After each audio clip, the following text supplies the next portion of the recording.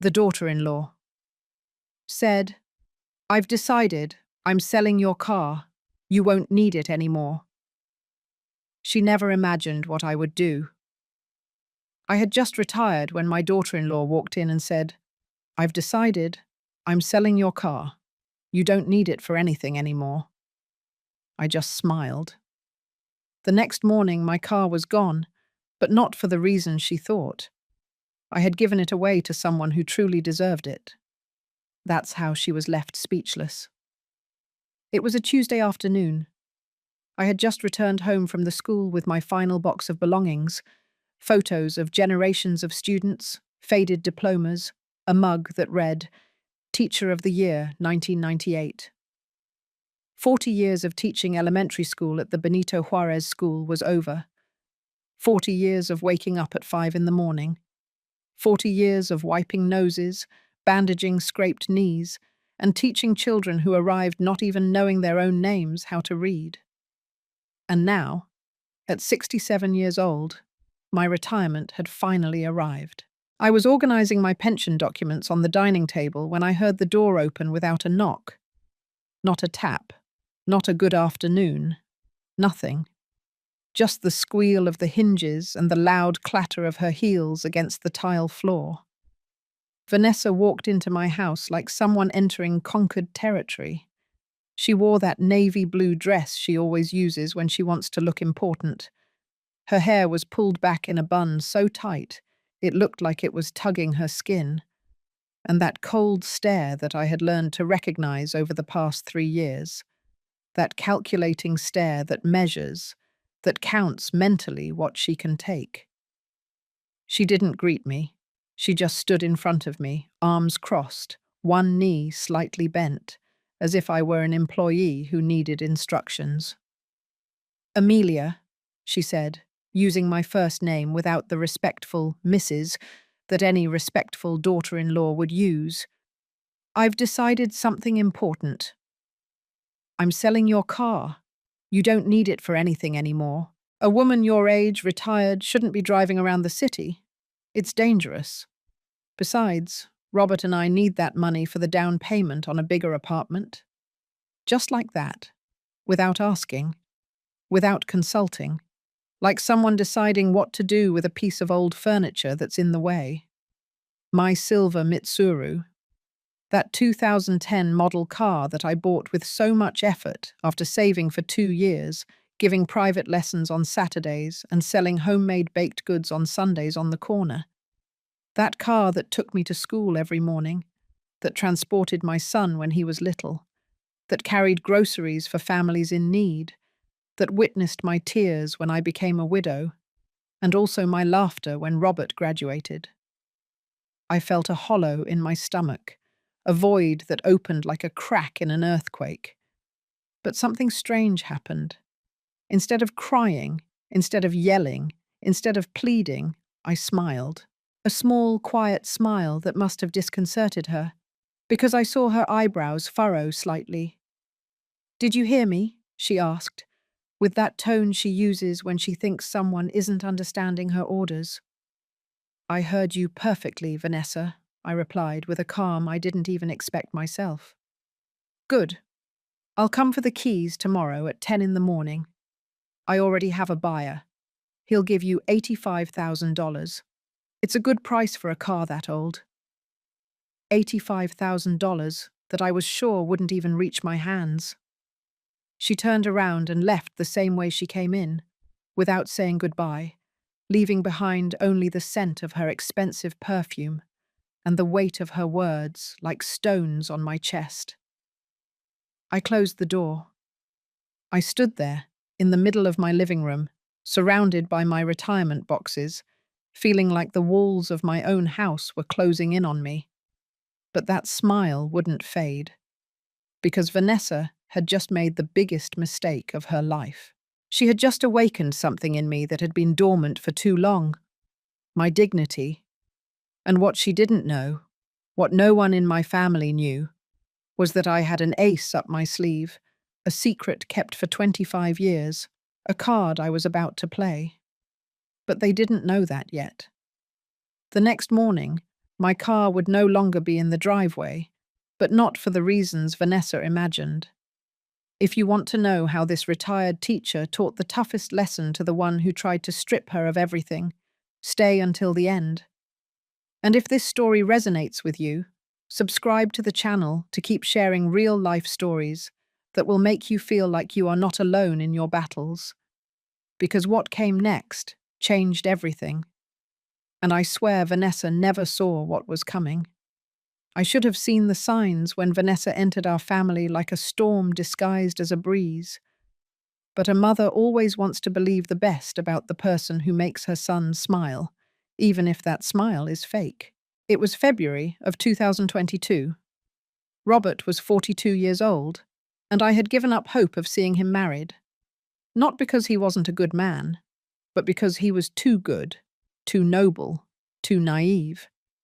The type of person who believes everything they are told, who never suspects others' intentions, who thinks the world is as honest as he is. I raised him alone since he was 7 years old, when his father died in a construction accident on a site in Los Angeles. We didn't receive a single dollar of compensation. Nothing. It was just him and me, an elementary school teacher with a salary of $9,000 monthly, and a boy who had just lost his dad. Those were tough years. Very tough. I remember the nights preparing packed lunches at 5 in the morning, ironing his school uniform while he slept, inventing games so he wouldn't notice that we didn't have money for toys. I remember selling homemade desserts at school, doing sewing for the neighbors, giving private lessons until 11 at night to pay for his college. Robert studied accounting, graduated with honors, and got a job at a mid-sized firm in New York. He didn't earn much, about $18,000 a month, but it was stable, responsible, a good man, just a lonely one. Until she arrived. Vanessa appeared at his office one April day, a medical insurance salesperson. 28 years old, almost 15 less than my son.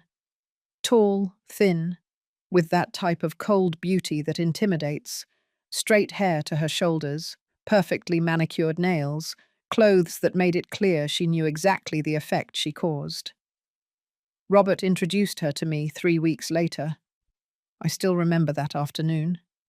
I prepared a pot roast, macaroni and cheese, and creamed corn. I put out my embroidered tablecloth, the one I only used for special occasions. I wanted to make a good impression. I wanted her to see that my son came from a family with values, with a warm home. Vanessa arrived late, 40 minutes late. She didn't even apologize. She sat at my table, looked at the pot roast as if it was something suspicious, and said, "Oh, I don't eat much. I'm watching my figure." Robert laughed nervously. I swallowed the comment like someone swallowing glass. During that meal, Vanessa did exactly 3 things. Check her cell phone every 2 minutes, talk about how expensive everything was in New York City compared to Dallas, where she was from, and ask, with a smile that didn't reach her eyes, if I had ever thought about selling my house. "Well, this area is appreciating a lot," she said, running her finger along the rim of her water glass. A property like this, even though it's small and, shall we say, traditional, could be worth about $1,200,000, maybe more. Have you never considered it, Amelia? Amelia, not Mrs. Amelia, not mother-in-law, just Amelia, as if we were friends the same age. Robert looked at her, completely captivated, as if every word that came out of her mouth were divine wisdom. I smiled politely and changed the subject. But that night, when they left, I sat in my kitchen until 2 in the morning, with a knot in my stomach that I couldn't explain. 6 months later, they were married. 6 months. Not even a decent courtship. Robert called me to give me the news, like someone announcing they bought a new car. Excited, rushed, not letting me get a word in. "Mum, Vanessa is incredible. She makes me so happy. We're getting married civilly next Saturday. Just something simple. You, her, two witnesses. Nothing ostentatious. Nothing ostentatious because they didn't have money for a wedding. Or rather, because Robert Shivu didn't have money. Because later I found out that Vanessa had debts. Lots of debts. Credit cards maxed out on designer clothes. A personal loan of $68,000 that she never paid. And a history of jobs that lasted a maximum of 6 months before she was fired or quit. But I didn't know any of that yet.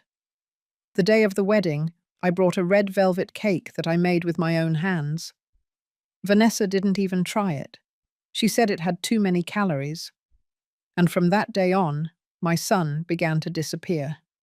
Not physically, but in essence. The Sundays he always came to eat with me became less and less frequent. First, every 2 weeks. Then, once a month. Then, hardly ever. When I asked him, he always had the same excuse. Vanessa has plans, Mum. You know how wives are. No, I didn't know, because I was a wife, and I never pushed my husband away from his mother.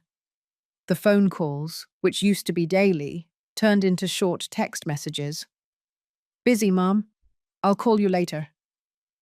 But he never called, and when I finally visited them in their rented 2-bedroom apartment in Jersey City, I felt Vanessa measuring every minute of my presence, like someone counting the seconds until an unwanted guest leaves. But that wasn't the worst part. The worst part was seeing Robert repeat her words like a trained parrot. Mum, don't you think you should think about moving to something smaller? Maintaining a house is a lot of work for a woman alone. Mum, Vanessa says you should be thinking about your future. Where are you going to live when you're older? Mum, is it true that you have savings? Because if so, you could help us with the down payment on a better apartment. My son. My boy. The one I raised with so much sacrifice. Now he was the echo of a woman who barely knew him. And I kept quiet. I nodded. I smiled. Because I was afraid. Afraid that if I said something, if I confronted, if I complained, I would lose him forever. So I swallowed every hurtful comment, every insinuation, every contempt disguised as concern, until that Tuesday of my retirement arrived, until Vanessa crossed the line she should never have crossed. And that's when something inside me said, enough. But before everything exploded, things got much worse. Because Vanessa didn't just want my car, she wanted my entire life. It wasn't a stab, it was a slow poisoning, designed so no one would notice except me. The next 2 years after their wedding were like watching water erode stone, drop by drop, day after day, until one day you wake up and there is nothing solid left to stand on. It all started with the loans. The first loan was 6 months after the wedding. A call from Robert, his voice heavy with shame. Mum, could you lend us $5,000? Vanessa had some unexpected medical expenses. We'll pay you back next month, I promise. $5,000. It was almost 1/3 of my bi-weekly pay. But he was my son. Of course I gave it to them. They never paid me back. 3 months later. Mum, we need $12,000 to fix Vanessa's car. The engine broke down. It's urgent, or she'll lose her job. $12,000 that I took from my emergency savings. They didn't pay that back either. Then it was $20,000 for an incredible investment opportunity Vanessa had found. A multi-level beauty product business that promised 300% returns. Mum, this is going to change our lives. In 6 months, we'll pay you back 3 times the amount. That business went bankrupt in 2 months. Vanessa never mentioned it again. And I never saw that $20,000 again. In total, during those 2 years, I lent them $73,000.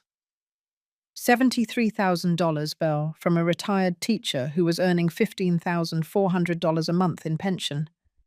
But the money wasn't the worst part.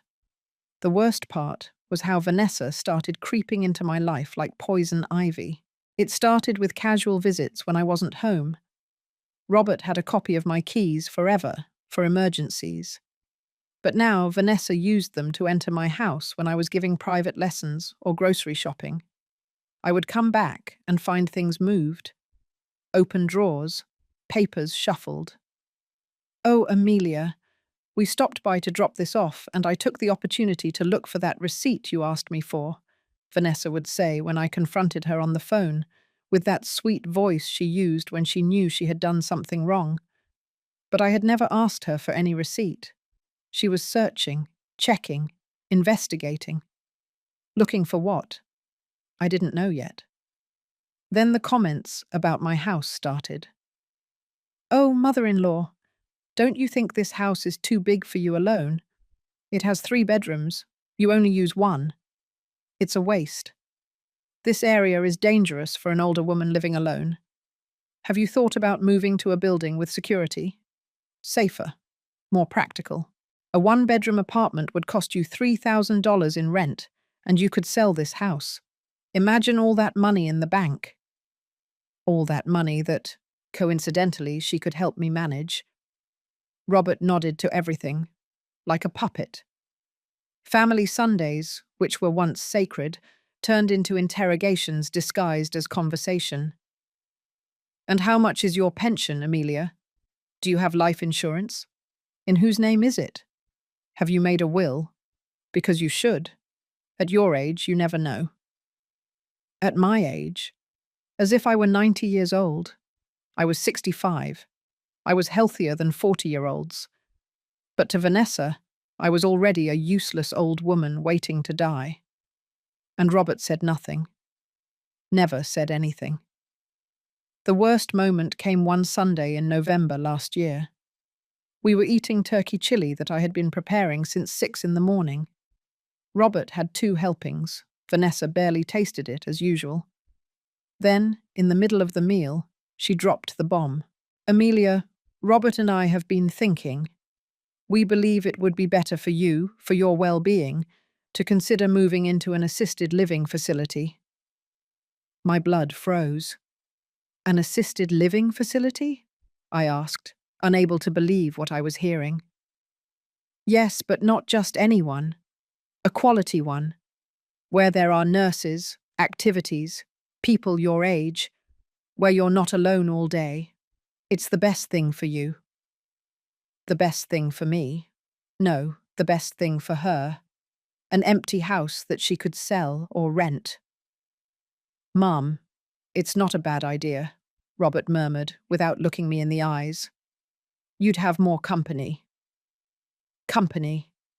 I, who had spent 40 years surrounded by children, colleagues, and parents. I, who had friends, neighbors, a life.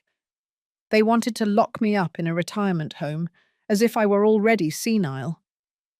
"I'm not going to any facility," I said with a firmness that surprised me. "This is my house. I bought it with my work, and I'm staying here." Vanessa pressed her lips together. Robert lowered his gaze. They didn't bring up the subject again that day, but I knew they hadn't given up. The following days, Vanessa started a new strategy, humiliating me in public. At a family gathering at my cousin Harriet's house, Vanessa told everyone in front of me, "Oh, cousin-in-law, take good care of Amelia. You know how old people are. They forget things. The other day she left the stove on. She almost burned the house down." A lie. I had never left the stove on, but everyone looked at her with concern, and at me with pity. On another occasion at the supermarket, I ran into a former teacher colleague. Vanessa, who had accompanied me that day to help carry the bags, told her, "Mrs. Lucille, good to see you. Say, do you know a good neurologist? Amelia has been very forgetful lately. Robert and I are worried." I wasn't forgetful. My mind was clearer than ever. But Vanessa was building a narrative, painting me as a senile old woman who needed to be controlled. And worst of all, Robert didn't defend me. He never defended me. One day, I confronted him when he came alone to drop off some medications I had asked for. "Robert, why do you let Vanessa talk about me like that?" He stayed silent, looking at the floor, like when he was a boy and did something wrong. "She's not talking bad about you, Mum. She's just worried." "Worried? She's making me look like I'm losing my mind." "Don't exaggerate, Mum. Vanessa loves you very much. She just wants the best for you," he insisted. The best thing for me. That phrase again. I realized something terrible at that moment. I had lost my son. Not the physical Robert, but the Robert I knew. The noble boy, the grateful young man, the good man. That Robert had been replaced by a stranger who repeated his wife's words as if they were absolute truths. That night I cried. I cried as I hadn't cried since my husband's death, because losing a child to death is painful, but losing a child in life is unbearable. And just when I thought the pain couldn't get worse, the day of my retirement arrived. The day Vanessa decided my car was no longer mine. That was the day something inside me died, and something new, something stronger, was born. I had a secret that I kept for 25 years, waiting for the right moment to reveal it. That moment was about to arrive. But to understand why that secret was so important, I need to take you 25 years back, to 1999, the year I met Mr. Stephen Morfin. Mr. Stephen lived in the house next door, a single-story house with a front yard, painted pale yellow, with a purple bougainvillea climbing all over the facade. He had been a widower for 10 years, with no children, no close family, just him, his memories, and his rose bushes. He was 73 years old when we met. I was 42 and had just been widowed. We became friends by chance. One afternoon, I saw him struggling with some grocery bags, trying to open his door. I went over to help him. He invited me in for a coffee. I accepted. That cup of coffee became a ritual. Every Saturday afternoon, after doing my shopping, I would stop by his house. Mr. Stephen prepared French press coffee with a hint of cinnamon. I brought a pastry from the corner bakery. We would sit in his small living room, full of black and white photographs, and talk about everything: life, death, God, loneliness. He told me things he had never told anyone. How much he missed his wife, Hope. How much it hurt to wake up every morning in an empty bed. How the silence of a house without voices is the heaviest sound in the world. And I told him my fears. Fear of not being able to raise Robert alone. Fear of growing old without company. Fear that my life would be reduced only to working and surviving. Mr. Stephen listened to me with those wise eyes that only people who have lived a lot and suffered more have. "Amelia," he told me once, "life takes a lot from us. But if you pay attention, it also gives you signs of who deserves your trust and who doesn't. Always keep an ace up your sleeve. Always." I didn't understand that phrase until years later. Over time, Mr. Stevens started needing more help. Small things at first, bringing his medications from the pharmacy, accompanying him to the doctor, doing his shopping when it rained a lot. I did it gladly, without expecting anything in return, because he reminded me of my own father, who had died when I was 23 years old. But Mr. Stephen didn't just have that yellow house in the Valley neighborhood where we lived. He had another property, one he had bought in the 1970s, when Palm Springs was still cheap and quiet. A large plot of land with a 2-story house, a garden with fruit trees, and a 3-car garage. He had bought it thinking of retiring there with his wife. But Hope died before they could move in, and Mr. Stephen never had the courage to go alone. He rented that property.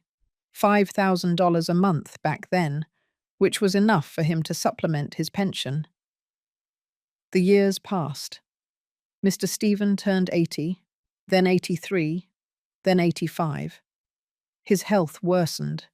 Diabetes, high blood pressure, knees destroyed by arthritis.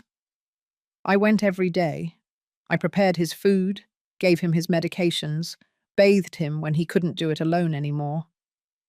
I accompanied him to the hospital for every emergency.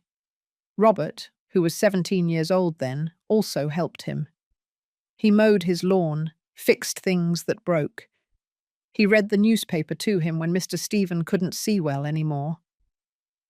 "That boy of yours has a heart of gold, Amelia," Mr. Stephen would tell me. "You raised him well, very well." In 2009, Mr. Stephen had a heart attack. He survived, but was left very weak. One October afternoon, he called me to his house. He was sitting in his favorite armchair, the brown leather one that creaked every time he moved. He had a manila envelope in his hands. "Sit down, Amelia." I sat across from him, my heart pounding. I knew something important was coming. "I'm 90 years old. I don't have much time left. The doctors gave me 6 months, maybe less." My eyes filled with tears. I had come to love him like a father. "I want you to know something. I have 2 nephews, sons of my brother, who died 20 years ago. They live in Chicago. Do you know how many times they've visited me in these 10 years? I shook my head. "None. 0. They call me once a year, on Christmas, just to be polite, nothing more." He opened the envelope and pulled out some papers. "This is the deed to my property in Palm Springs. It's worth approximately $3,800,000, according to the last appraisal. I also have savings, $450,000 in the bank." I froze. "Mr. Stephen, why are you telling me this?" "Because I want it to be yours. Everything. The house, the money. You have been the only real family I've had these years, you and Robert." "I can't accept that," I said immediately. "What about your nephews?" "My nephews left me to die alone. You gave me dignity in my final years. It's already decided. I went to the notary last week. Everything is in your name. Legal. Signed. Sealed." I cried. I cried so much my chest hurt. "But I want to ask you something," Mr. Stephen continued. "Don't tell anyone. No one. Not even Robert. Not yet. Wait. Observe. Life will show you who deserves to know and who doesn't. Why? Because money changes people, Amelia. It brings out the worst in them. You are good. Too good. And good people are easy prey for vultures. So keep it as an ace up your sleeve. And when the time comes that someone treats you like trash, when someone believes you have nothing, when someone tries to strip you of your dignity, that's when you bring it out and show them that you were always stronger than they thought." Mr. Stephen died 3 months later, in January of 2010. At his funeral, his 2 nephews showed up, dressed in suits, asking about the inheritance. The notary informed them that everything had been inherited by Amelia Sanchez. I changed your last name to a more common one in the US. They almost sued me. They said I had manipulated him, that I was an opportunist, that I had surely blackmailed him. But all the papers were in order.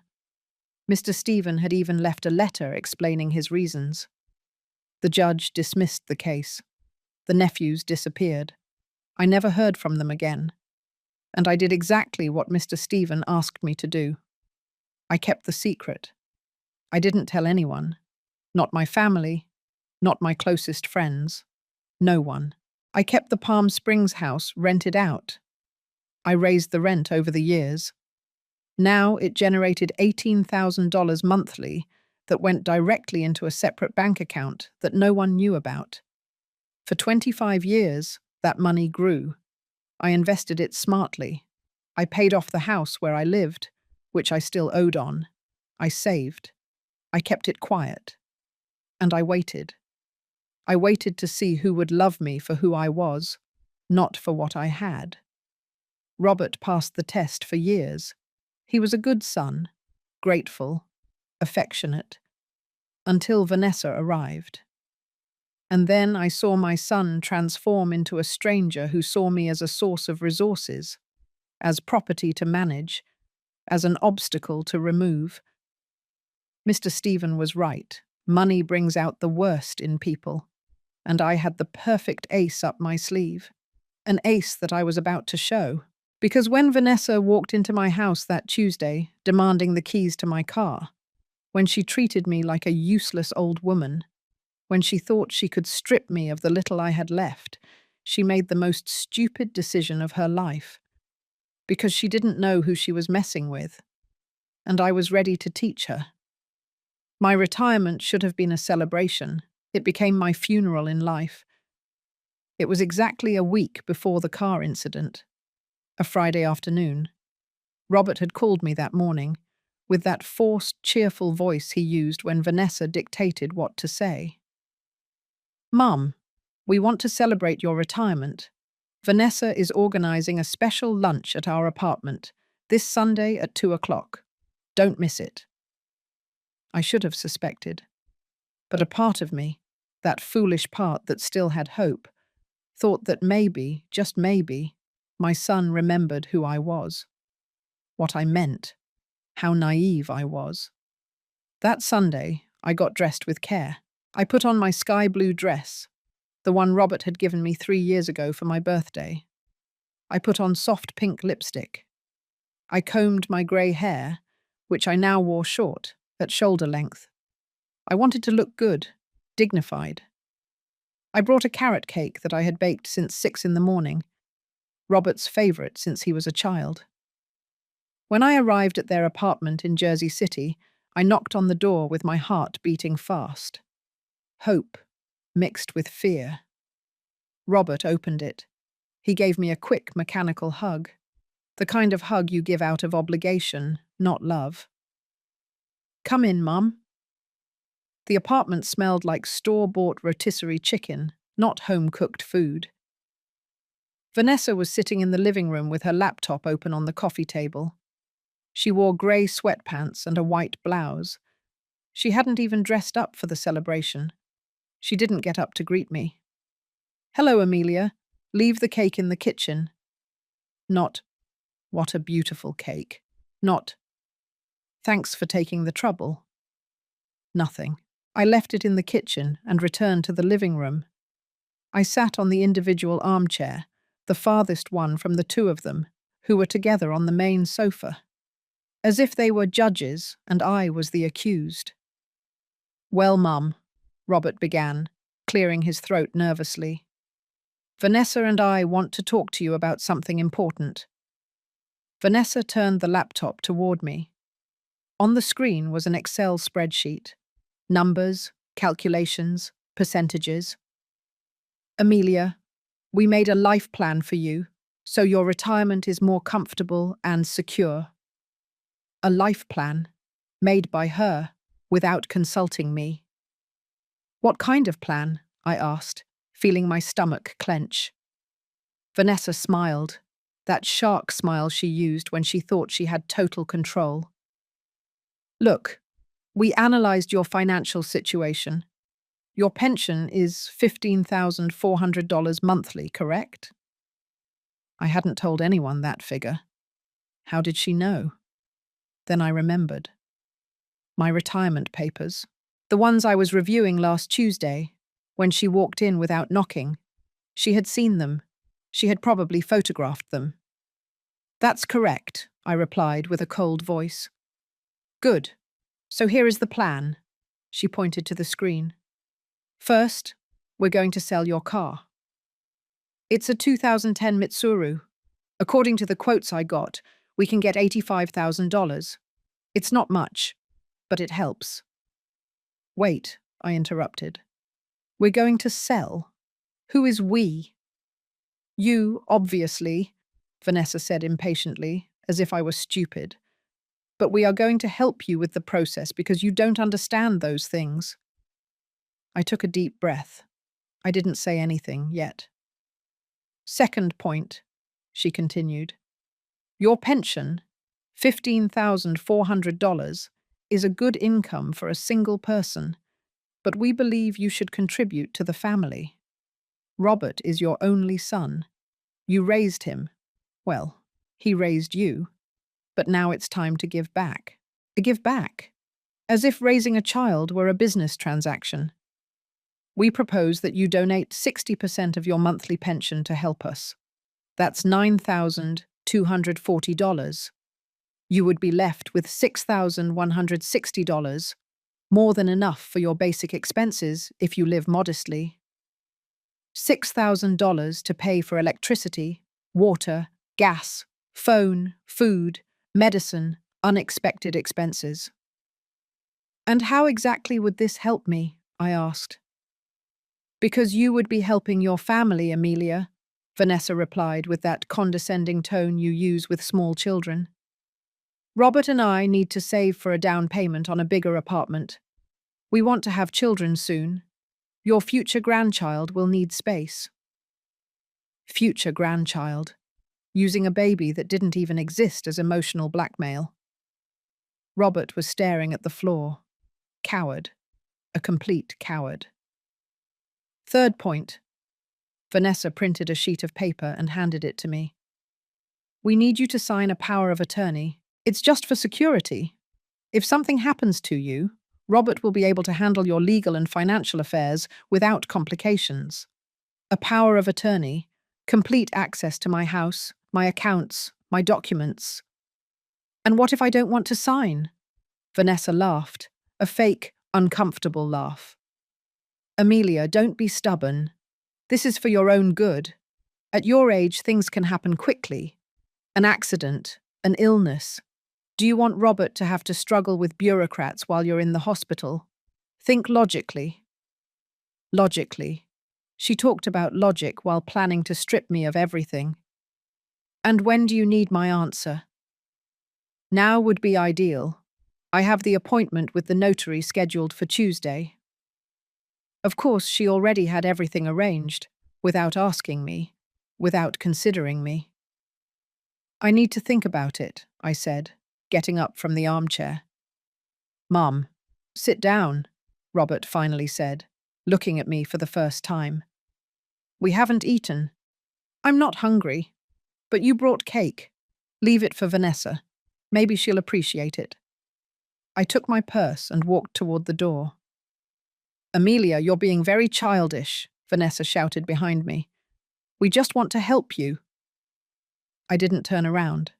I didn't answer. I walked down the building stairs, my legs trembling. I got to my car. I sat behind the wheel. And there, in that parking lot, with the engine off and the windows closed, I broke.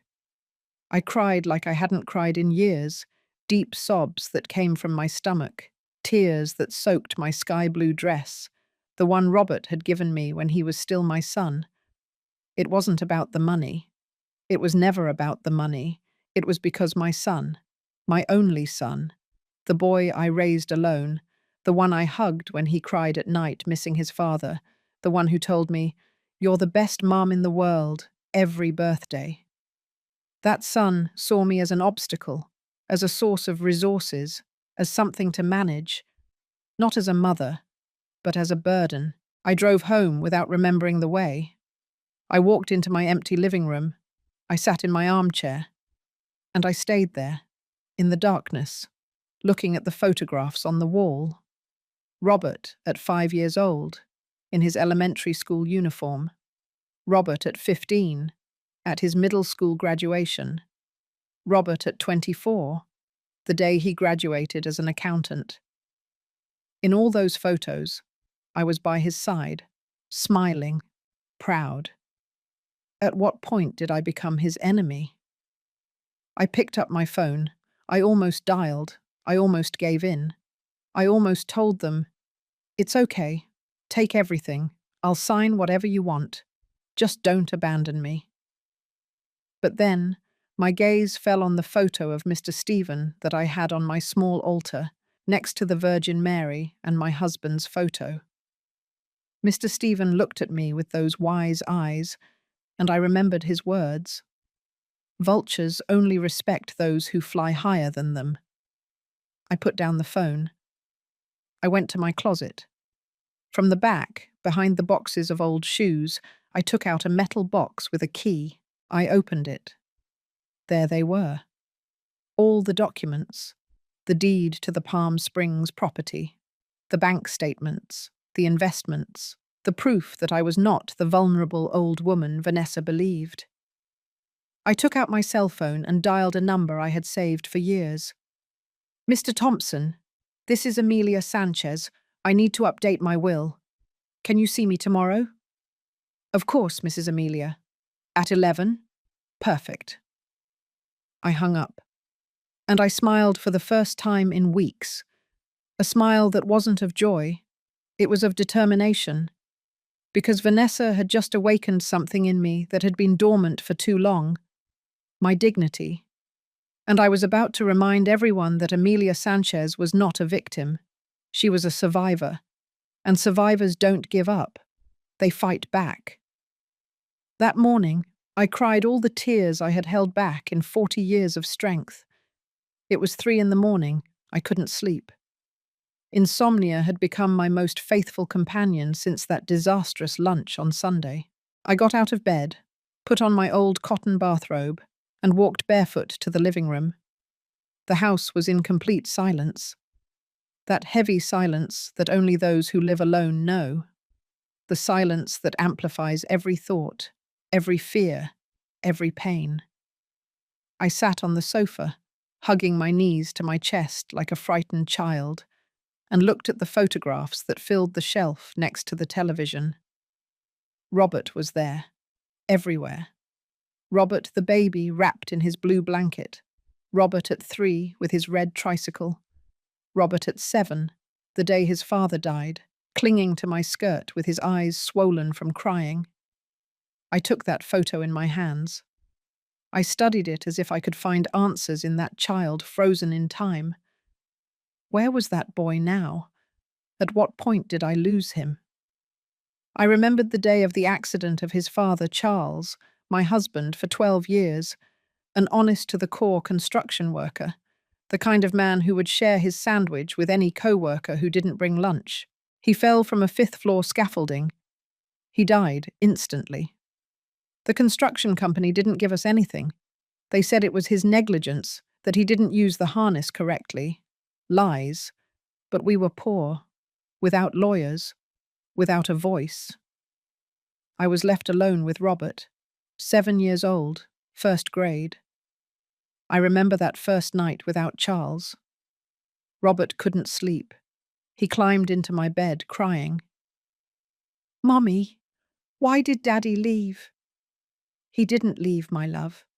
He had to go to heaven." "Why didn't he take us?" "Because we have to stay here, but he takes care of us from above." That night I promised him something. I whispered it in his ear as I rocked him in my arms. "I promise you will never lack anything. I promise you will go to college. I promise you will have a better life than your father and I had. I promise you." And I kept it. I really did. I stretched myself into 1,000 pieces. I worked double shifts when I could. Teacher in the morning at the public school, private lessons in the afternoons. On Saturdays, I sold homemade baked goods that I prepared starting at 4 in the morning.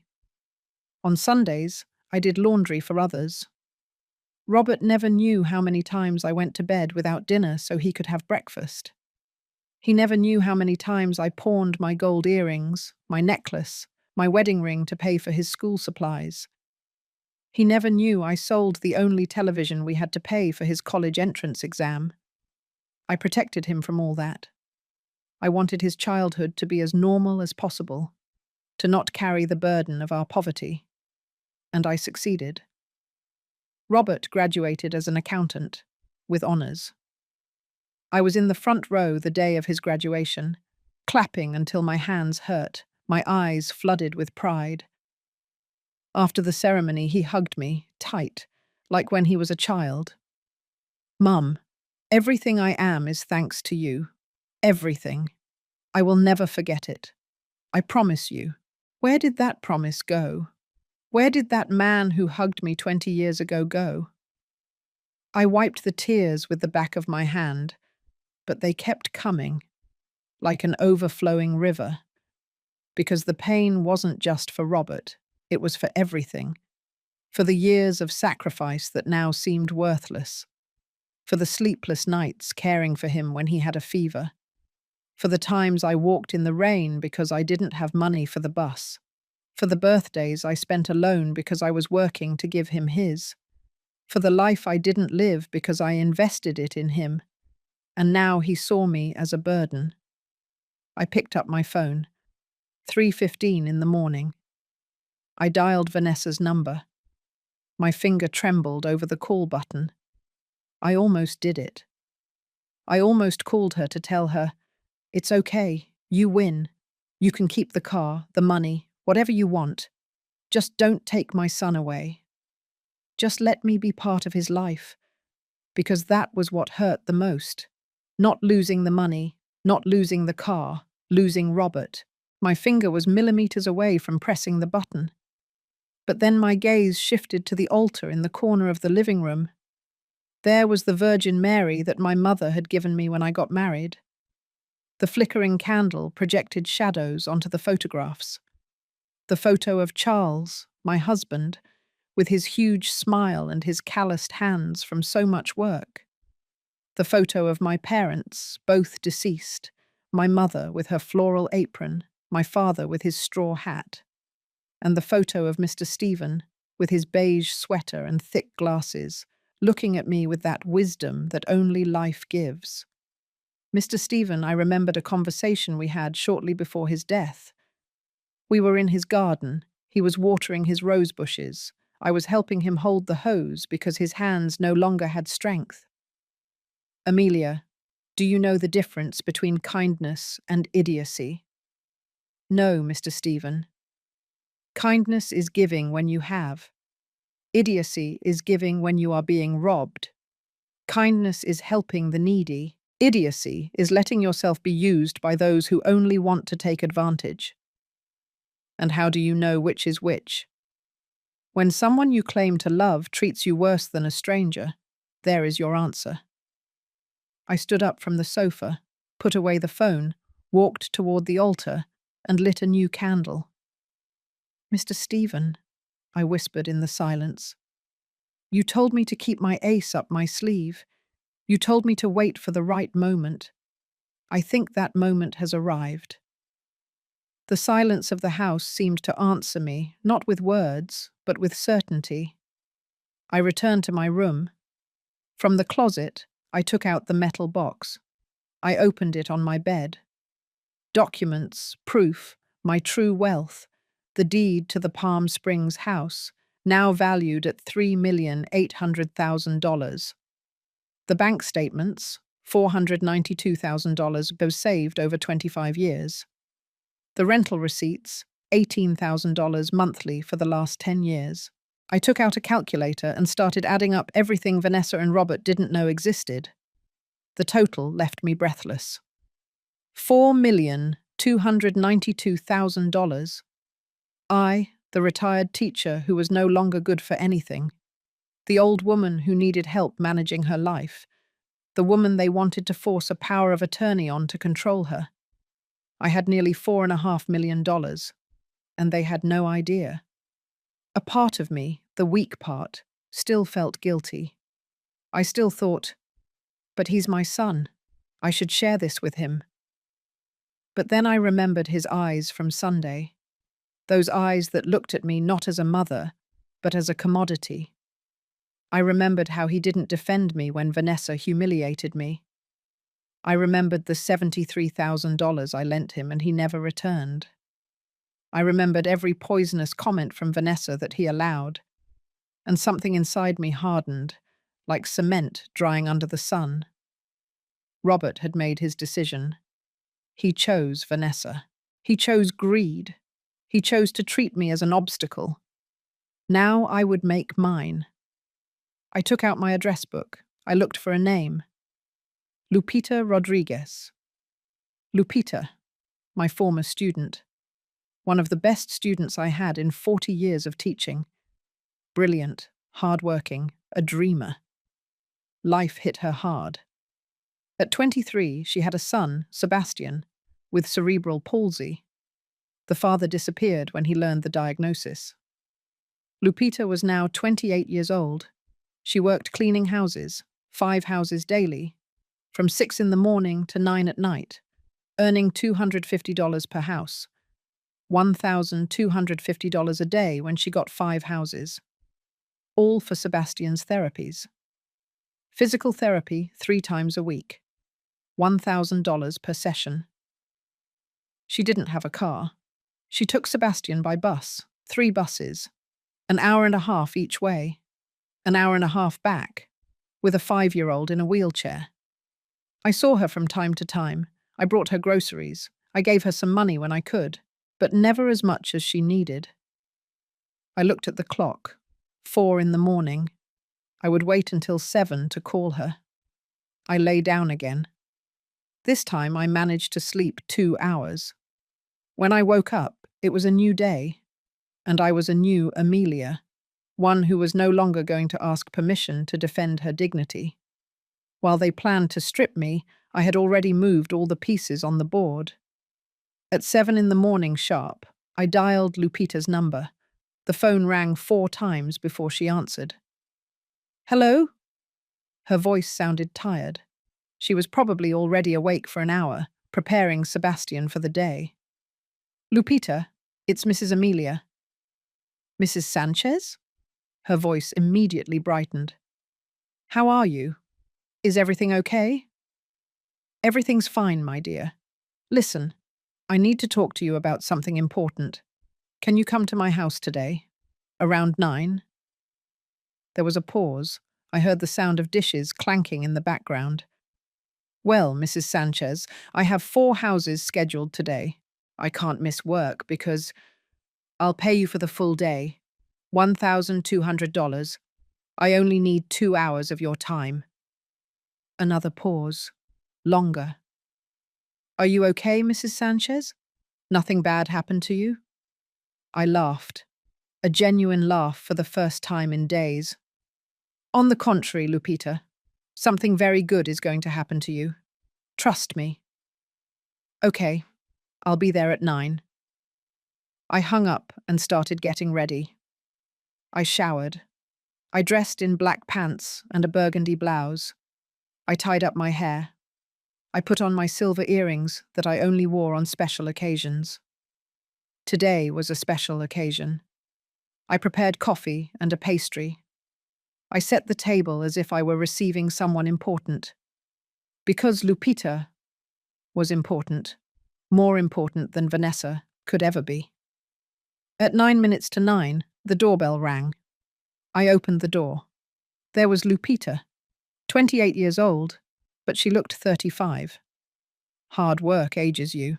She wore worn jeans, old sneakers, a long-sleeved blouse with a bleach stain on the shoulder, her hair pulled back in a tight ponytail, no makeup, deep dark circles, but her eyes shone. They always shone. "Mrs. Sanchez." She hugged me tightly. She smelled of cheap soap and exhaustion. "Come in, my dear. Sit down." I took her to the living room. I served her coffee and a pastry. She ate like someone who hadn't had breakfast. She probably hadn't. "And Sebastian?" I asked. "With my mum. She watches him while I work." She wiped the crumbs from her lips. "Mrs. Sanchez, what do you need me for?" I sat across from her. I took her hands in mine. They were rough, cracked. Hands of a woman who works tirelessly. "Lupita, do you remember what you wrote to me in your 6th grade graduation letter?" She blushed. "Mrs. Sanchez, that was 17 years ago." "I remember. You said, 'Mrs. Amelia, you taught me that being poor doesn't mean being less, that with effort and education, I can get wherever I want. Someday I'm going to be a doctor, and I'm going to help children like me, and it will all be thanks to you.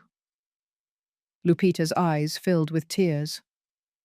I didn't become a doctor, she whispered. I'm sorry, Mrs. Sanchez.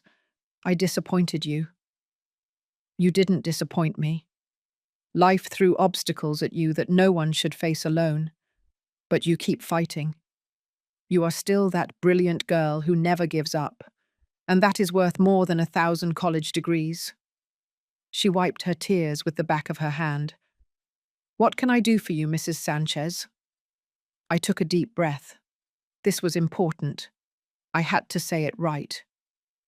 I need you to accompany me to do some paperwork. Today. And after that, I want to give you something. Give me something?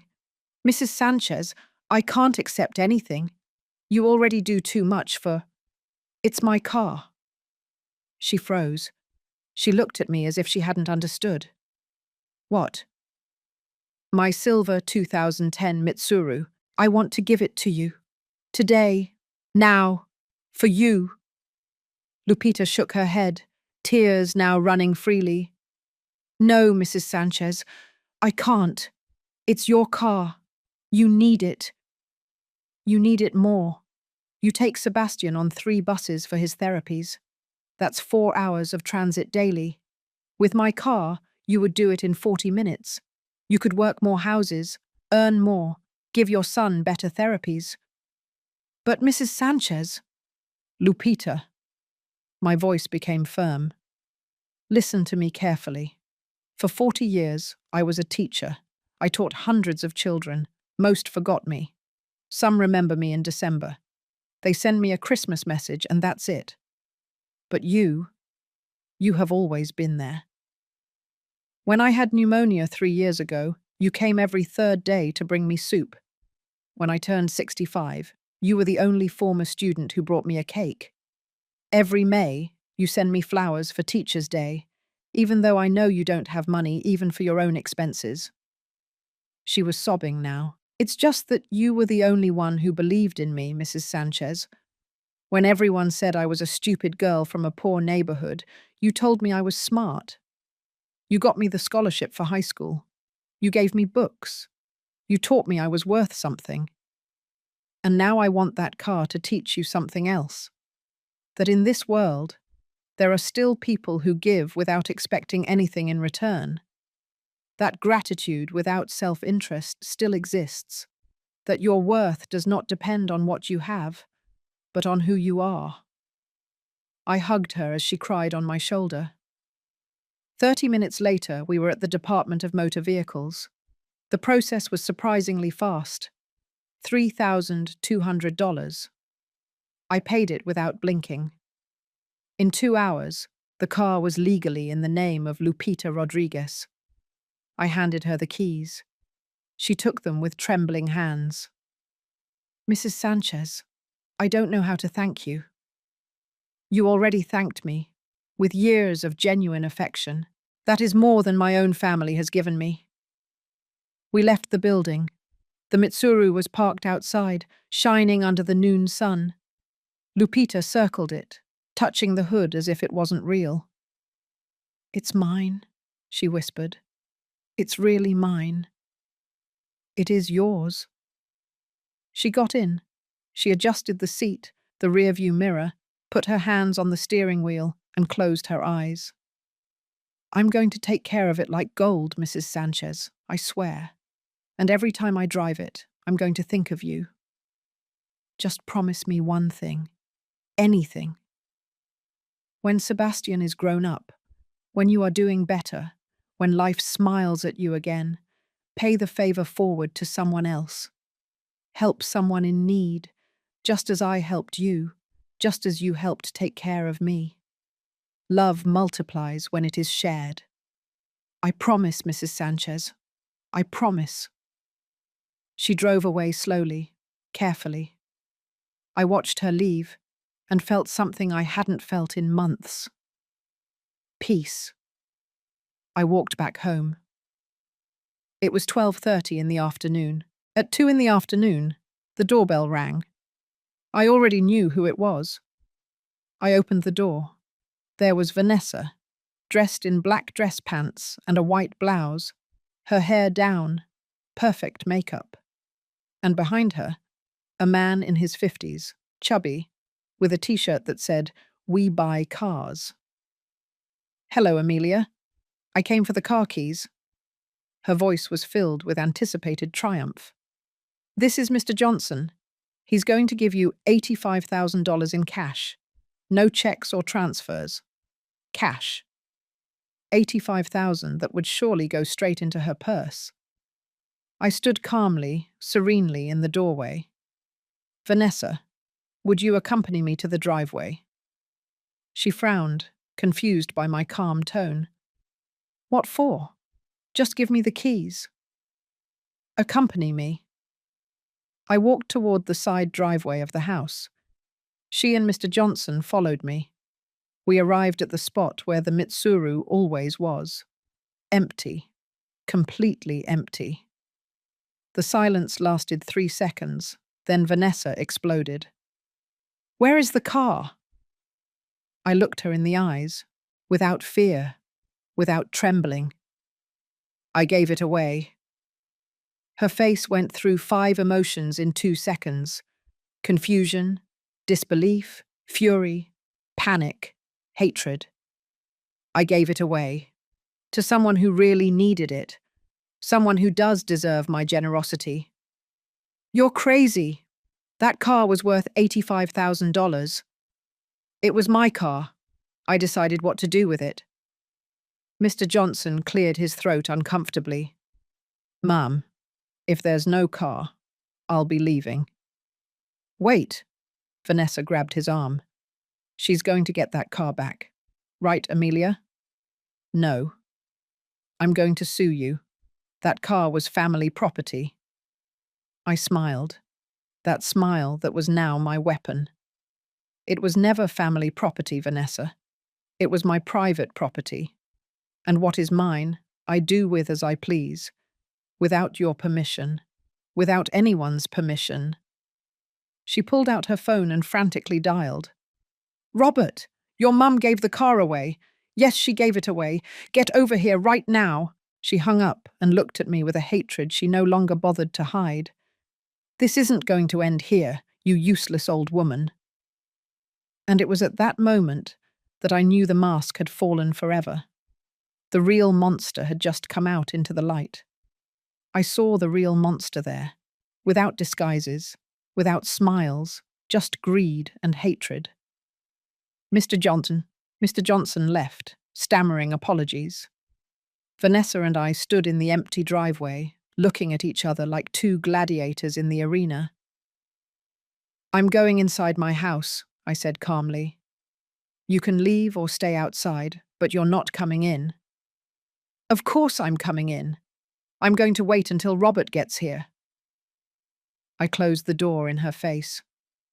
I heard her screaming on the other side. Words I never thought anyone would say to me. Insults a daughter-in-law should never say to her mother-in-law. But I didn't care anymore. I sat in my living room. I poured a glass of water. My hands weren't shaking. My heart was beating steadily. It was strange. After months of fear, of doubts, of wanting to please everyone, now I only felt clarity. 20 minutes later, I heard Robert's car pulling up outside, his door slamming. Altered voices. Vanessa crying, yelling, explaining. Then the banging on my door. "Mom, open up!" I got up slowly. I opened the door. Robert looked distraught, sweaty. He had rushed out of work. He still had his ID badge hanging from his neck. Vanessa was behind him, with red eyes, smeared makeup, disheveled hair. She no longer looked like the perfectly groomed woman. She looked like what she was, a desperate woman who had just lost $85,000. "Mom, what did you do?" Robert's voice trembled between confusion and anger. "I gave my car away." "To whom?" To Lupita Rodriguez. Do you remember her? My former student. The one with the son with cerebral palsy. That car was worth money, Vanessa screamed from behind. It was my money, I replied without getting agitated. You have no right. Vanessa tried to enter, but Robert stopped her with his arm. Mom. Robert took a deep breath, trying to calm down. We needed that car. Vanessa and I had plans.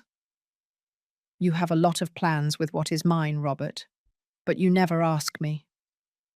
Because you're our family. Family is supposed to help each other. Helping is different from taking. No one is taking anything from you. Vanessa managed to push Robert and enter my house. You're ungrateful. Robert supported you your whole life, and this is how you repay him. I laughed, a dry, humorless laugh. Robert supported me. Is that what you told her, Vanessa? It's the truth.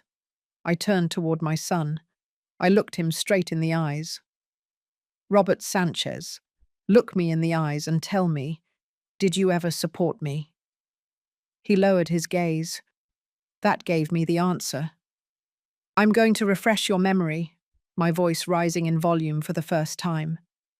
I supported you since you were 7 years old. I worked double shifts. I sold baked goods. I did other people's laundry. I went to bed without dinner so you could eat. I sold my television to pay for your college exam. I paid for your entire college education. And when you graduated, when you started working, the only thing I asked was that you visit me on Sundays. Nothing else. Not a single dollar. Just your time. Robert swallowed. Mum, And then she arrived. I pointed to Vanessa. And Sundays became every 2 weeks, then monthly, then hardly ever. And when you did come, it was to ask me for money. 5,000, 12,000, 20,000, $73,000 in 2 years, Robert. How much of that have you paid back to me? Silence. 0. Nothing. And even so, I never complained. Because you were my son. Because I thought you needed it. We did need it, Vanessa screamed. Shut up, I said with a coldness that made her step back. You are not part of this conversation. This is between my son and me. I'm his wife. You're a parasite. Vanessa lunged toward me. Robert stopped her just in time. Let me go. This old woman needs someone to tell her the truth. My truths? I walked up to her fearlessly. You want truths, Vanessa? I'm going to give you truths. I know that when Robert met you, you had $68,000 in credit card debt. I know you were fired from 3 jobs in 2 years. I know that the beauty business I put $20,000 of my savings into was a pyramid scheme that you knew was going to fail. How? Her face paled. Because I'm not the idiotic old woman you think. Because I hired a private investigator 6 months ago, when you started insinuating the power of attorney, because something in my intuition told me something was rotten, and I was right. I took a folder from my bookshelf. I opened it in front of them. Photos, documents, bank statements. These are your current debts, Vanessa. $122,000. What have you been paying with Robert's salary while you spend money on clothes, salons, and expensive restaurants with your friends? Robert took the folder. His hands trembled as he flipped through the papers. Vanessa, is this real? I can explain. And this? Robert pointed to another photo. Who is this man? It was a photo of Vanessa in a cafe, holding hands with a man around 35 years old. He's my cousin. Your cousin lives in Dallas, Vanessa. You said so yourself. This man is David Miller, a bank manager, married, 2 children, and your lover for the last 8 months. The silence was absolute. Robert dropped the folder. He looked at her as if he had never seen her before. Are you cheating on me? No. That photo is taken out of context. Your mother is lying. The investigator has 23 more photos and videos in hotels, in his car, in apartments he rents by the hour. Vanessa looked at me with a hatred so pure I could almost touch it. Why? Robert whispered, his voice broken. Why did you marry me if you didn't love me? Vanessa didn't answer. I answered for her.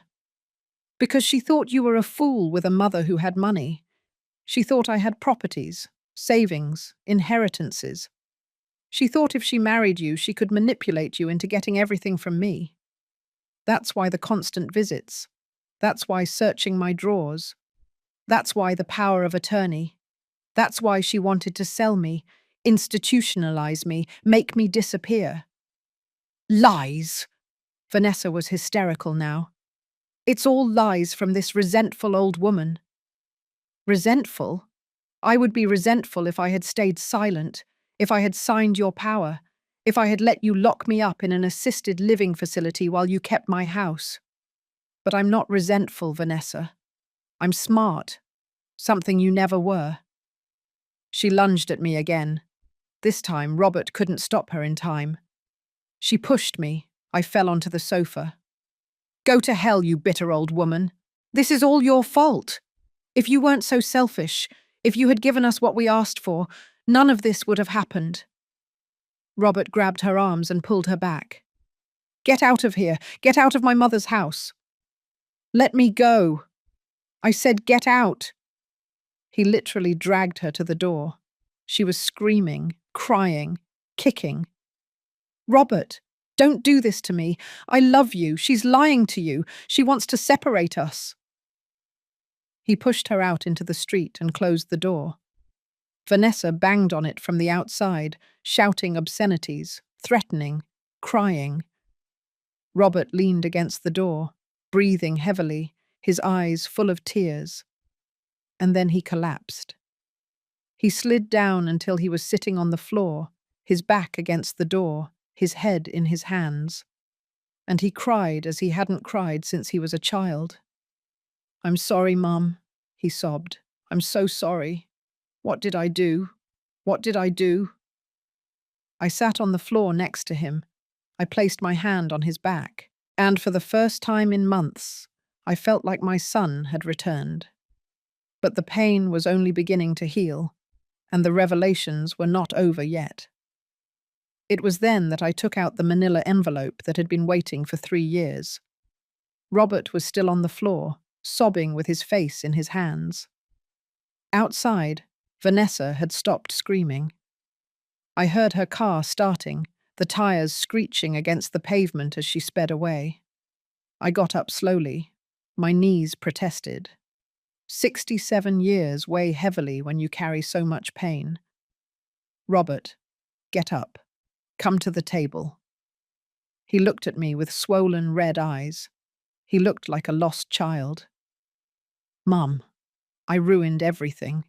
Everything. Get up. He obeyed automatically. He sat in the dining chair, hunched over, defeated. I sat across from him. I placed the manila envelope on the table. That yellowish envelope that I had kept in my closet for years.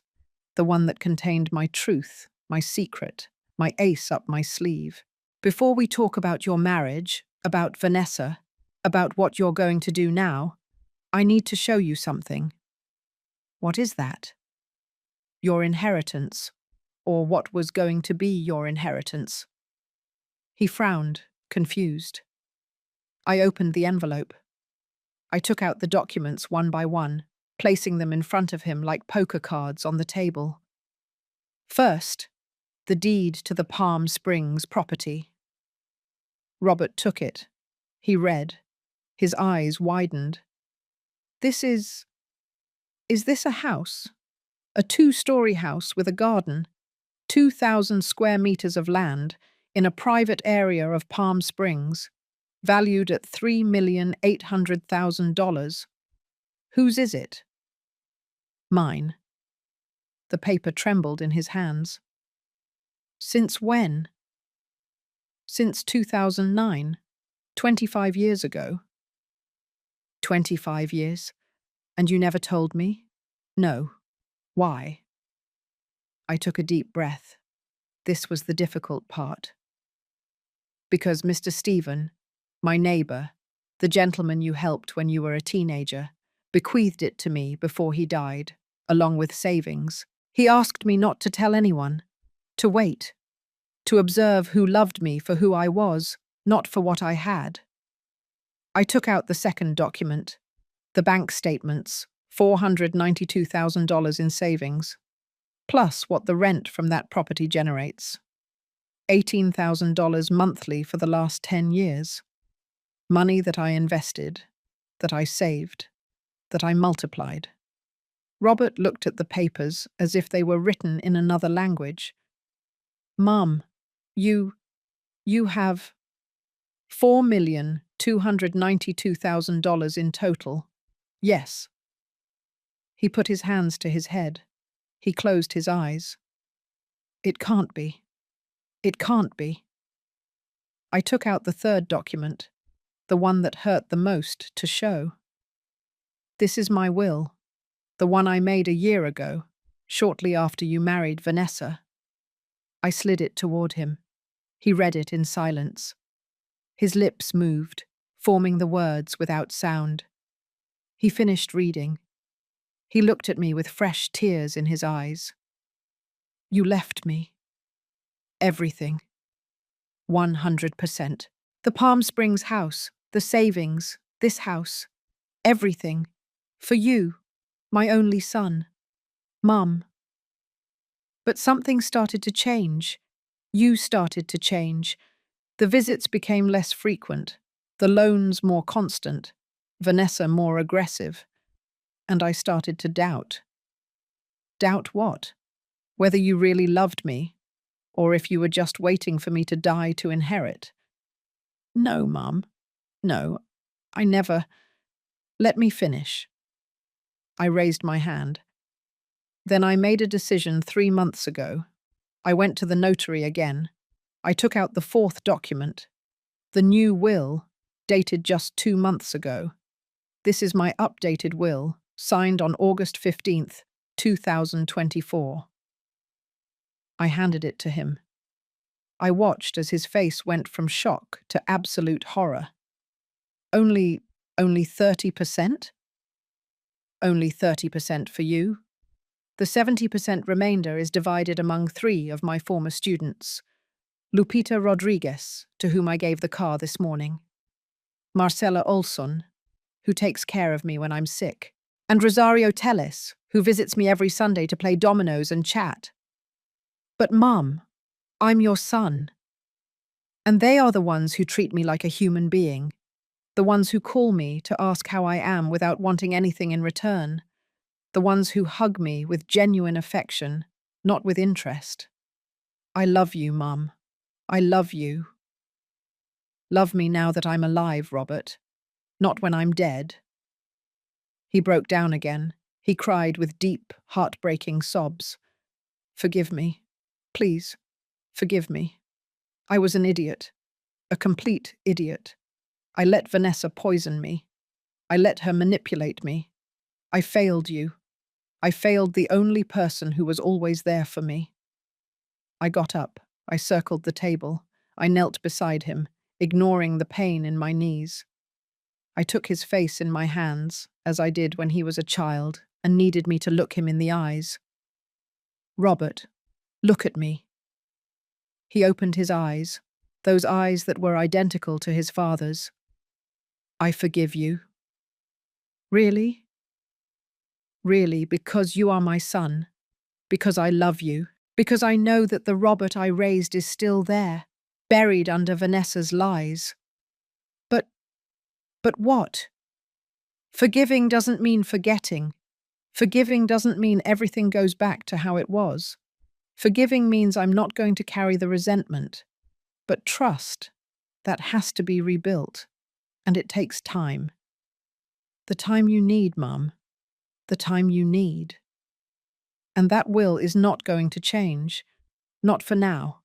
I need to see actions, not words. I need to see that you truly understood the lesson. He nodded, wiping his tears with the back of his hand. And Vanessa? Vanessa is your problem, not mine. You decide what to do with your marriage. But I'm going to tell you something. A woman who cheats on you, who uses you, who manipulates your mother, that woman doesn't love you. She never loved you. I know. Now I know. He stayed sitting there, looking at the documents scattered on the table. My entire financial life exposed. All my secrets revealed. For years I thought you were a poor teacher who was barely surviving on her pension, he finally said, his voice hollow. And it turns out you're a multimillionaire. I'm not a multimillionaire, Robert. I'm a woman who learned to be cautious, who learned that money gives options, but it doesn't give love, who learned that sometimes you have to keep secrets to protect yourself. From your own family, from anyone who sees you as a resource, not as a person. A long silence, only the tick-tock of the wall clock. What do I do now, Mum? Now you go home. You think things through. You decide whether you want to stay with Vanessa or not. And you start building your own life, without depending on me, without expecting my money. Just you. Will you let me see you? Whenever you want, but with rules. You call before you come.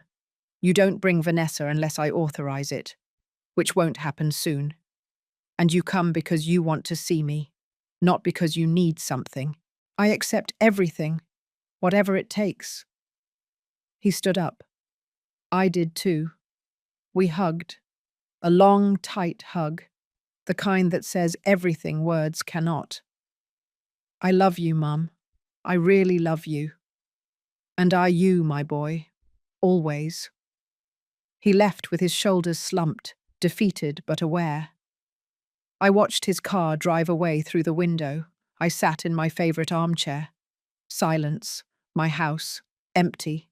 Quiet. For the first time in years, that silence didn't feel heavy. It felt like peace. I picked up my phone and called Lupita. Mrs. Sanchez, how is the car? Mrs. Sanchez, you won't believe it. Sebastian is so happy. He cried with excitement. We made the trip to therapy in 35 minutes. 35. What used to take us 3 hours? I smiled, a genuine, warm smile. I'm so glad, my dear. Mrs. Sanchez, are you okay? You sound different. I'm perfect, Lupita. For the first time in a long time, I'm perfect. I hung up. I looked at the altar. Mr. Stephen looked at me from his photograph. You were right, old friend. Vultures only respect those who fly higher than them. And today I flew. That night I slept 9 hours straight. No nightmares, no insomnia, just peace. Because I had recovered something more valuable than $4 million. I had recovered my dignity. And no one, ever again, was going to take it away from me. I didn't seek revenge. I sought to teach them what they never learned, the value of respect. 2 weeks passed since that day. 2 weeks of absolute silence from Vanessa. 2 weeks of daily calls from Robert. At first awkward, nervous, then increasingly genuine. Good morning, Mum. How did you wake up? Have you had breakfast? Do you need me to get you anything from the grocery store? I remembered today as the anniversary of Dad's death. I'm going to take flowers to the cemetery. Do you want to come with me? Small gestures, genuine attempts to reconnect. I responded cautiously. With affection, yes, but with clear boundaries. Good morning, son. I'm fine. I've already had breakfast, thank you. But you can come have coffee if you want. Yes, come with me, but come alone. And he came alone.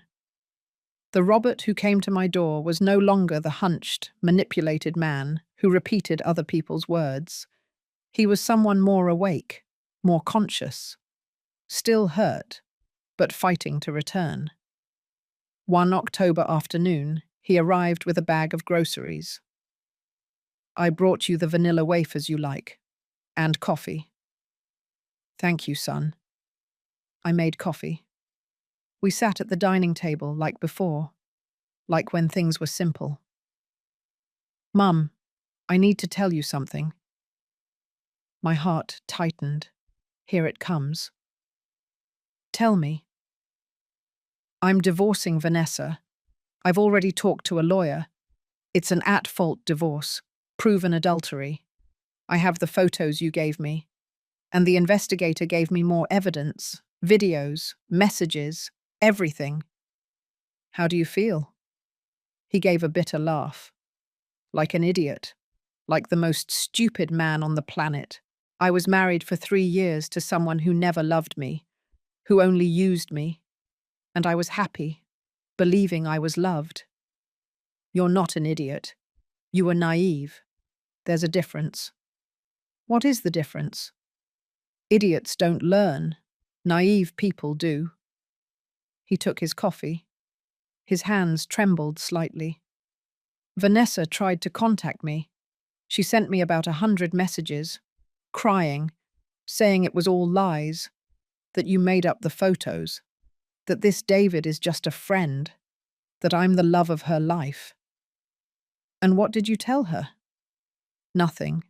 I blocked her everywhere. Phone, text message, social media, everything. I never want to hear from her again. And did she accept that? No. She came to my job.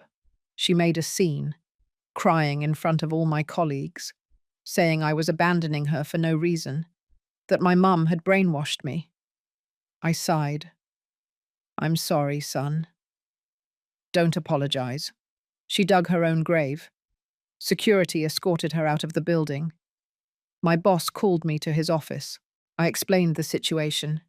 He was understanding, but he said if she comes back, he'll have to call the police. Silence. I also found out more things, Robert continued. His voice was increasingly broken. This David isn't the only one. There was another man before, and another before that. Vanessa has a pattern. She looks for men with some money. She marries or moves in with them. She squeezes them until they have nothing left, and then she moves on to the next one. How did you find out? The investigator kept digging. He found her ex-boyfriend in Dallas, an accountant like me. She did the same thing to him. She left him with $200,000 in debt.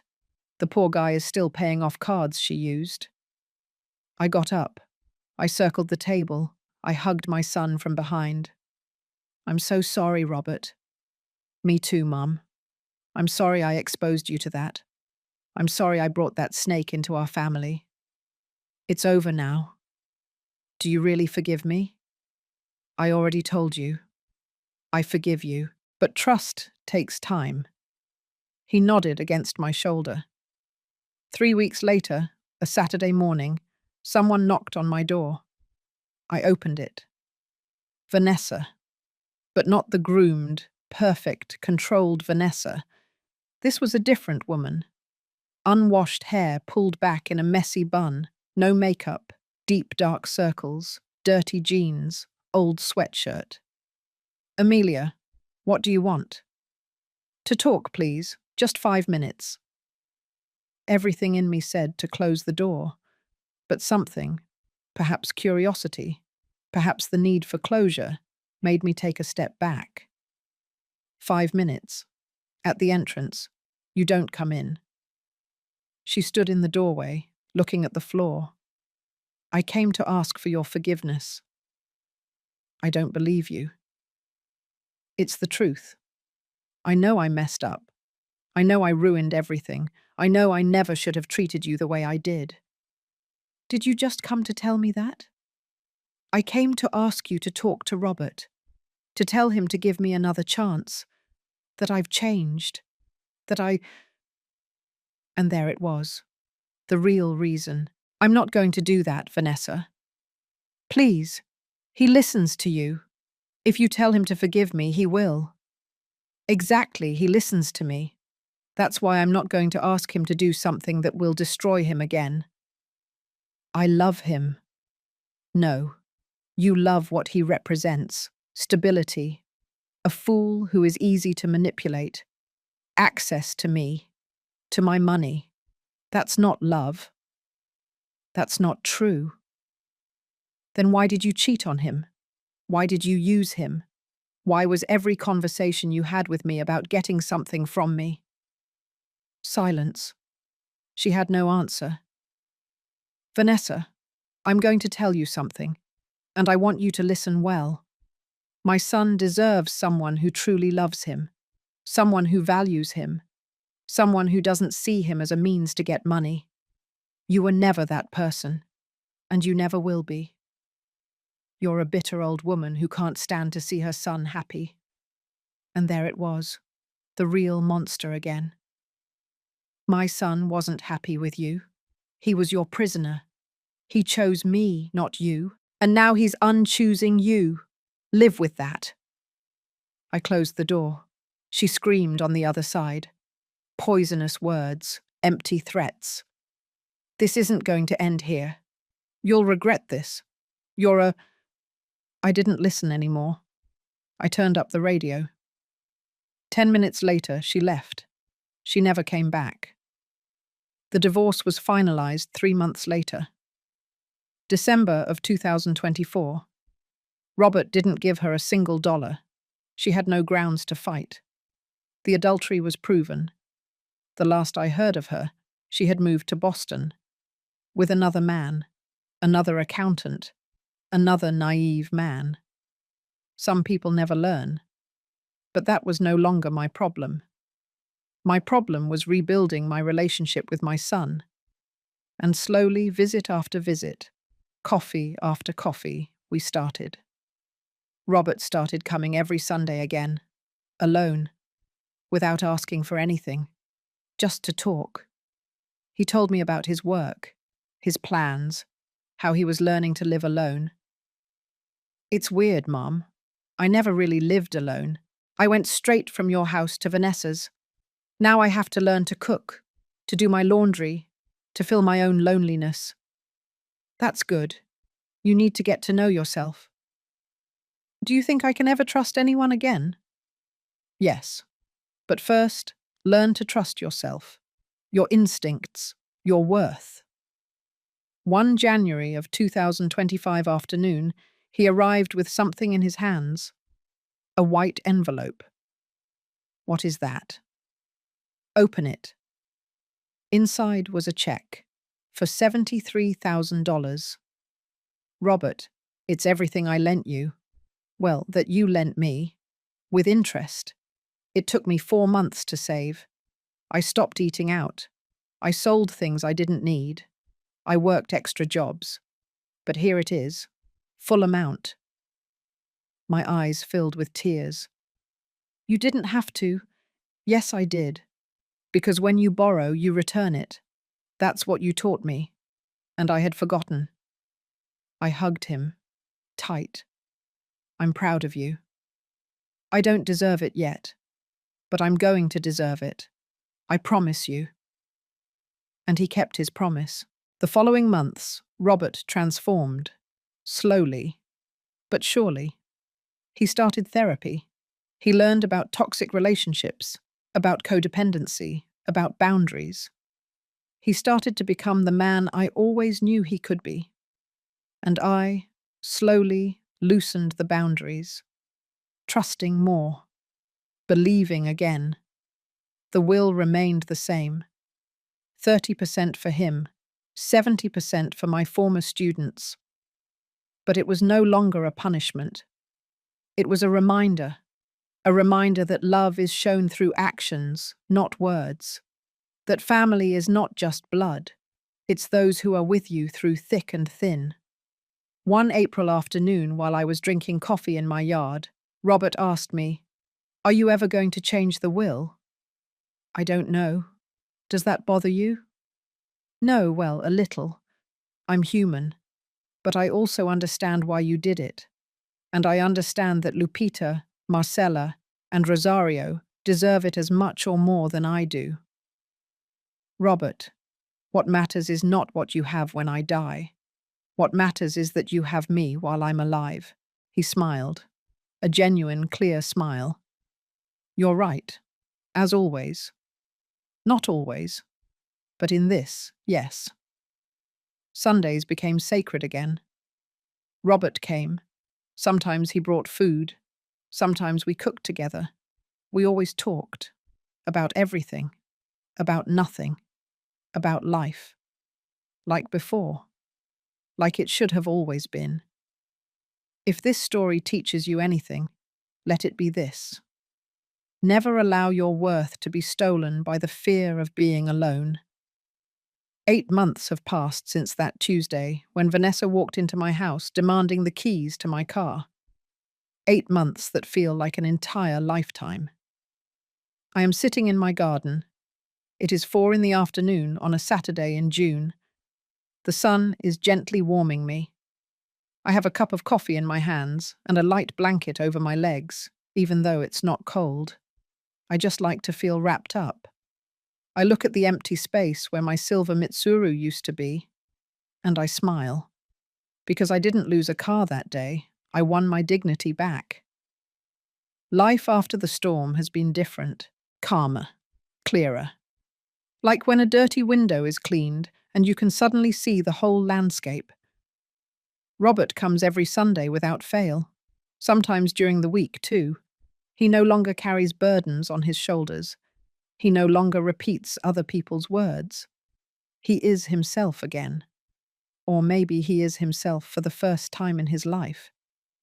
He divorced Vanessa in February. The process was faster than we expected. She didn't fight much. I suppose she understood it was pointless. Or she simply found her next victim.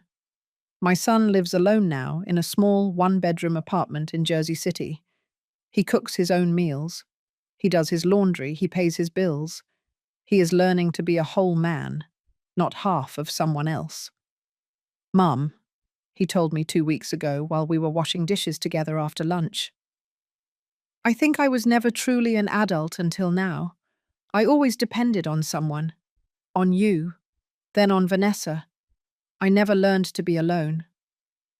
And how does it feel? Terrifying, but also liberating. I hugged him with my soapy wet hands and everything. The will is still the same. 30% for Robert. 70% divided among Lupita, Marcella, and Rosario. And do you know something? That decision doesn't hurt me anymore, because those 3 women have shown me more love in these 8 months than many people have in their entire lives. Lupita comes every 2 weeks. She brings Sebastian, who now walks a little better thanks to the constant therapies she can afford because she no longer wastes 4 hours a day on public transit. He is 6 years old. He calls me Grandma Amelia. Every time he does, my heart fills up. The car is still running perfectly. Lupita takes care of it like a treasure. She washes it every week. She gets its service done religiously. She says that car changed her life. And I know it's true. Marcella, another former student, works as a nurse. She comes to check my blood pressure every week. She never charges me. She says it's the least she can do for the teacher who paid for her high school uniform when her family didn't have money to eat. Rosario is the youngest, 25 years old. She studies law at the public university. She works part-time and studies part-time. She comes every Sunday afternoon after Robert leaves, and we play dominoes until 8 at night. We talk about everything. Her dreams, her fears, her disastrous boyfriends, for whom I give advice she never follows. She makes me laugh like no one else. These 3 women are my family, not because they share my blood, but because they shared my life when no one else wanted to. The Palm Springs house is still rented out. $18,000 monthly that I now use differently. Scholarships for former students who lack resources. Groceries for needy families. Medications for elderly neighbors who don't have a pension. Mr. Stephen gave me that money to protect me. Now I use it to protect others. I think he would be proud. Sometimes I look at his photograph on my altar and talk to him as if he were there, listening to me. You were right, old friend, about everything. Money does bring out things in people, but it also brings out the best when you use it well. You taught me to fly higher than the vultures, and I did. My pension of $15,400 monthly is perfectly sufficient. I live alone, without luxuries, but without deprivation, as I have always lived. The difference is that now no one tells me what to do with my money. No one tells me how to live my life. No one treats me like a burden, and that is priceless. Sometimes I wonder what would have happened if I had given in that day, if I had given the car keys to Vanessa, if I had signed the power of attorney, if I had donated 60% of my pension. I would be living on $6,000 a month, probably in a cheap assisted living facility, without a car, without autonomy, without dignity. Robert would still be married to Vanessa, being her puppet, being unhappy without knowing it, and I would be dying in life. But I didn't give in. I smiled that day, and that smile changed everything, because the smile was not of defeat, it was of strategy, of power, of someone who had an ace up her sleeve and was ready to use it. Now, sitting in my garden, drinking my coffee, feeling the sun on my face, I realize something. I am 67 years old. Statistically, I have maybe 15 or 20 good years of life left. Maybe less. Maybe more. No one knows. But what I do know is this. I am going to live those years surrounded by those who value me, not those who calculate me. I am going to live free, independent, the owner of my decisions. I am going to die with dignity, not as a victim, but as a survivor. And if this story I told you serves any purpose, if there is anything you can take from these words, it is this. Never ever let anyone make you feel less than you are worth. It doesn't matter if it's your son, your daughter-in-law, your husband, your family, whoever. If someone treats you as an obstacle, as a burden, as a resource, walk away. Because staying out of fear of loneliness is dying in life. And believe me, loneliness is better company than people who despise you. Learn to keep your aces up your sleeve. You don't have to show everything you have, everything you know, everything you are worth. Wait. Observe. And when the right moment arrives, when someone thinks they can strip you, that's when you show your true power. Robert has changed. He truly has changed. I see it in his eyes, in his actions, in how he talks to me now. Will I change the will someday? Maybe, maybe not. What matters is that he now understands that my love is not measured in dollars, that my worth as a mother does not depend on how much I bequeath him, that I am not a bank, I am his mother. And mothers deserve respect. Always. I finish my coffee. The sun is starting to set. Soon it will be time to make dinner. Tomorrow is Sunday. Robert will come at 2 o'clock, as always. He will bring rotisserie chicken and tortillas. I will make rice and beans. We will eat together. We will talk. We will laugh. Like a real family. And in the afternoon, Rosario will arrive with her dominoes and her college stories. My house will be filled with voices, with laughter, with life. Not with greed, not with manipulation, not with pain, but with genuine love. And that is the only thing that truly matters in the end. I get up from my chair. I pick up the empty cup. I look one last time at the space where my car was. Thank you, Mitsuru, I whisper to the wind. You were more than a car. You were my instrument of justice. My way of recovering what they tried to take from me. My dignity.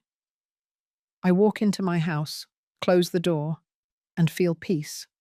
Deep, complete peace, the kind only known by those who fought for it and won it. I am 67 years old. My name is Emilia Sanchez. I was a teacher for 40 years, and I taught hundreds of children to read, to add, to respect. But the most important lesson I gave was the last one, the one I gave my son and his manipulative wife. The lesson that dignity is not negotiated, not sold, not given away. It is defended. With smiles, with strategy, with aces up your sleeve, and with the courage to say, enough. If my story touched your heart, if it made you feel something, I ask you to leave your comment below. Tell me, did you ever have to defend your dignity? Did you ever set boundaries with someone you thought you loved? You are not alone in this fight. There are thousands of us who have gone through this, and we all deserve respect. Like this video if you believe that mothers, grandmothers, older women deserve to be treated with dignity, not as burdens. Subscribe to the channel for more real stories like this, stories that remind you that it's never too late to reclaim your power. And tell me in the comments, where are you watching me from? What country? What city are you accompanying me from right now?